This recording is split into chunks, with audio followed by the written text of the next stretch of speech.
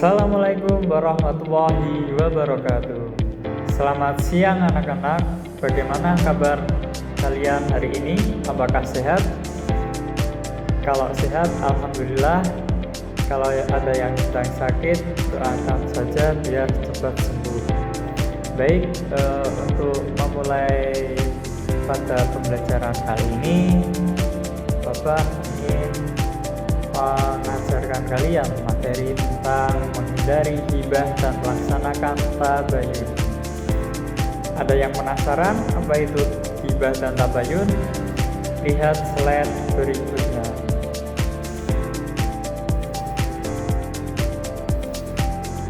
Halo, kembali lagi dengan Bapak.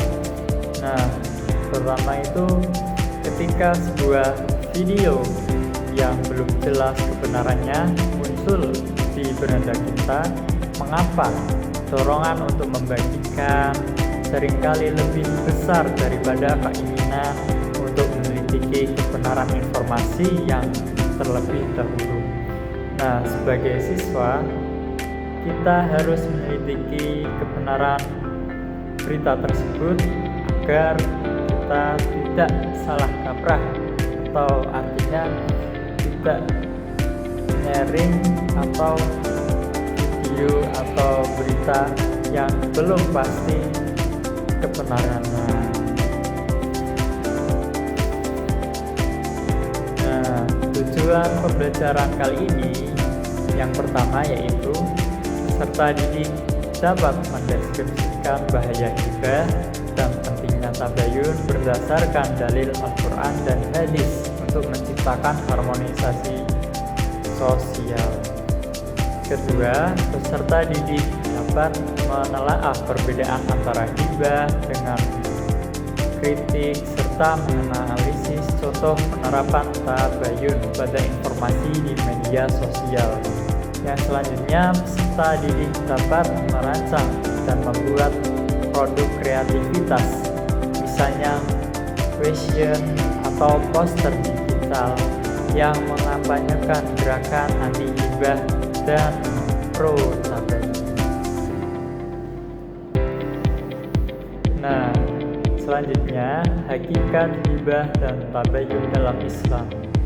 Ghibah atau menggunjing merupakan tindakan membicarakan keburukan orang lain yang tidak hadir dalam majelis, di mana orang yang dibicarakan tersebut tidak menyukai hal itu.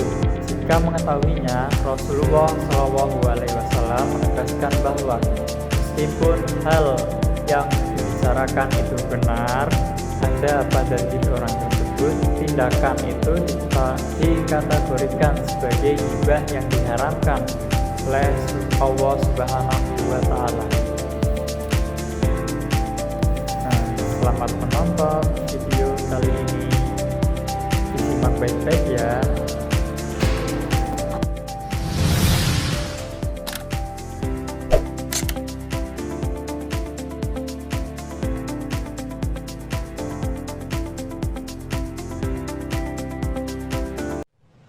Misalnya nih ya, ada orang lain atau orang yang dekat sama kita, terus dia ngomongin keburukan atau aib kita.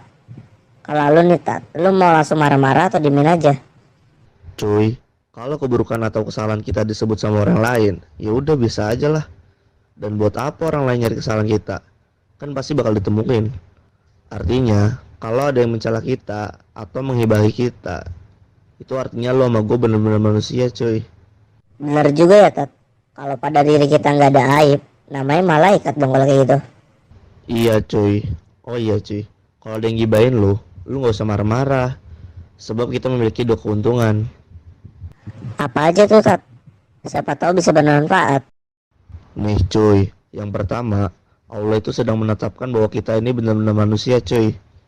Nah, yang kedua, jika nama kita disebut dengan kejelekan atau kesalahan kita, kalau itu benar, maka akan menjadi ghibah. Tapi kalau salah akan menjadi fitnah. Oh, bahaya juga ya Tat. Bisa dapat dosa besar nanti. Iya cuy, dan jika setiap ghibah atau fitnah ketika disebutkan, maka dosa kita dikirim ke dia dan pahala dia dikirim ke kita. Kalau gitu enak dong, kita dapat pahala dari dia.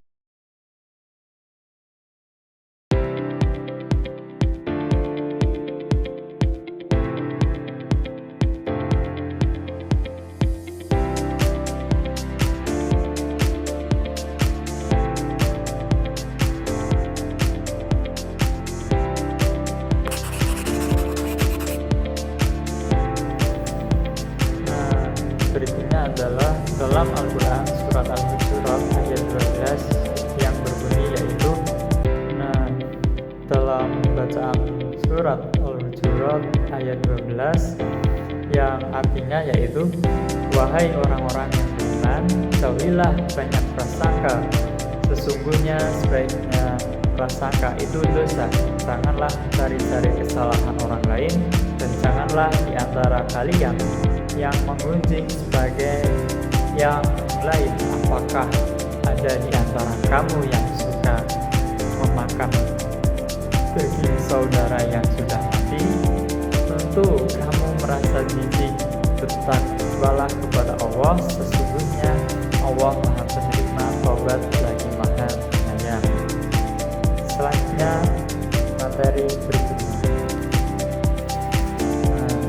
Dari arti ayat tersebut melalui perumpamaan yang sangat menjijikkan, yaitu seperti seorang yang tega memakan daging bangkai saudara sendiri secara sosial, juga bertindak sebagai racun yang perlahan namun pasti merusak ukhuwah Islamiyah dan keharmonisan di masyarakat.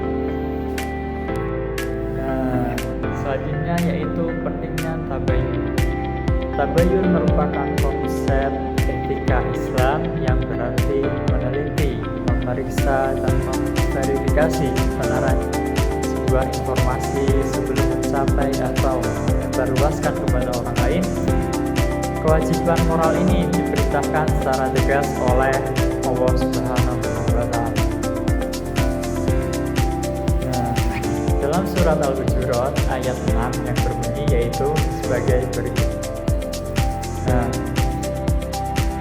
Dalam bacaan surat Al-Hujurat ayat 6 yang artinya yaitu, wahai orang-orang yang beriman, jika seorang fasik datang kepadamu membawa berita penting, maka telitilah kebenarannya agar kamu tidak mencelakakan suatu kaum karena ketidaktahuanmu yang berakibatkan kamu menyelesaikan perbuatan itu. Selanjutnya analisis penerapan tabayun di media sosial.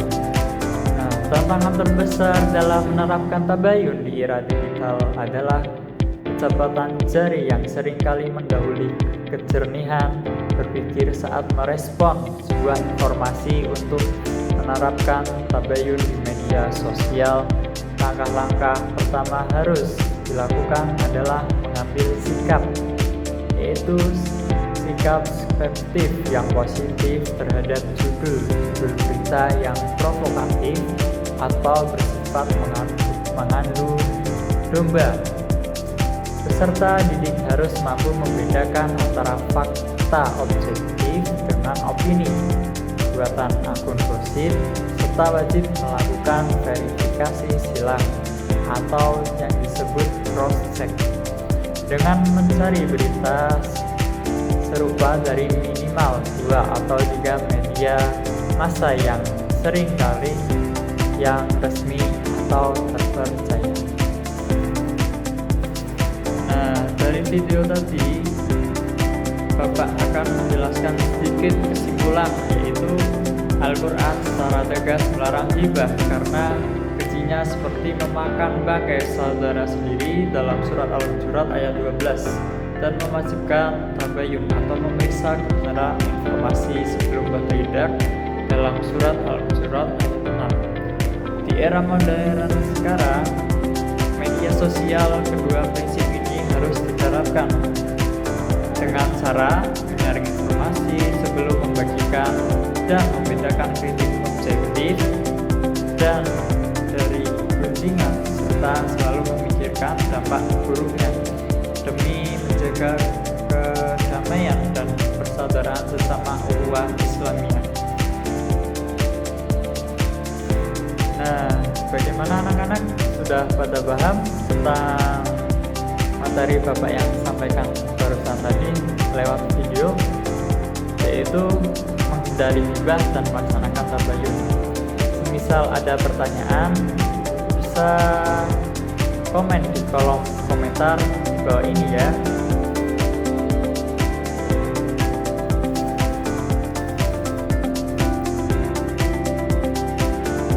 Sebelum mengakhiri pembelajaran pada siang kali ini, alangkah baiknya kita membaca hamdalah terlebih dahulu. Alhamdulillahirabbil alamin. Kurang lebihnya mohon maaf apabila ada kekurangan. Sekian dari Bapak.